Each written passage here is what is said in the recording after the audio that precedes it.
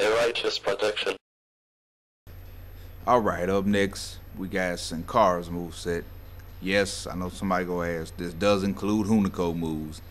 There ain't been a whole gang of them, but there's a few. Stun grapple, running kick, rolling pin, Seth Walker, jumping DDT. There you go, Samoan drop 5. Limb target, drive by kick 2. Another Hunico move. Sigs and finishers. DDT 12 and the Swanton. And finishers. Rolling Yoshitonic, Avalanche Flip Bottom. Rolling Yoshitonic is a CAF. I'll show you how to make that. Because the in-game CAF doesn't have a pin option. And it's one of those moves that just is not right without the pin. You know, the pin is a large part of the move. Not only with pretty much the majority of people that use it, but with Sin Cara in WWE. So 2 years in a row, I'm aggravated they didn't add the pin option to it, but oh well. Now, I want to address something, and I don't remember if I said it in this video from last year or not, but you know, everybody calling him botch, that he always botch and botch this and botch that. Now, in terms of his entrance, yeah, he got hung up on that top rope quite a bit. But in terms of his matches, yes, he botched some stuff. Yes, you know, he slipped, fell, messed up. It happens, especially being a lucha. That's part of it. High risk, you know, you got a higher chance of screwing up. But it wasn't always all his fault. Like they tried to always blame him. Like a lot of the IWC tries to blame him. A lot of times his opponent couldn't work with him. Heath Slater, garbage, horrible, terrible match. Heath Slater couldn't work with him.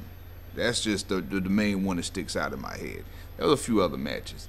But when you put him in matches with dudes that could work with him, numero uno, his match with Cesaro. Wow. Awesome matches. Any of his matches with people that could work with him were great. So it's not all his fault that, you know, his matches were botched and messed up a lot. Part of it falls on his opponent / teammate. You know, he comes into a company where he's just supposed to overnight learn how to work WWE style, quote unquote, or everybody's supposed to learn how to work lucha style. Yeah, that takes time. And they should have kept him in matches and in feuds and involved with people that could work with him, not sticking him out there with everybody and anybody that couldn't work with him. They messed up. They dropped the ball on that. That's their fault. And I read, you know, where where Sin Cara was talking about in the match, not having to call out every spot and, you know, being able to work with your opponent in silence. Absolutely true. He is completely justified in saying that. All the greats, all the legends could do it. They didn't have to call out every spot. I don't want to be ringside of the match and, you know, constantly hear call-outs, which is why I would never go to a Buff Bagwell match. Hey, or a Ryback match. Oh. But, yeah, come on. You're a professional. You don't have to call out every spot.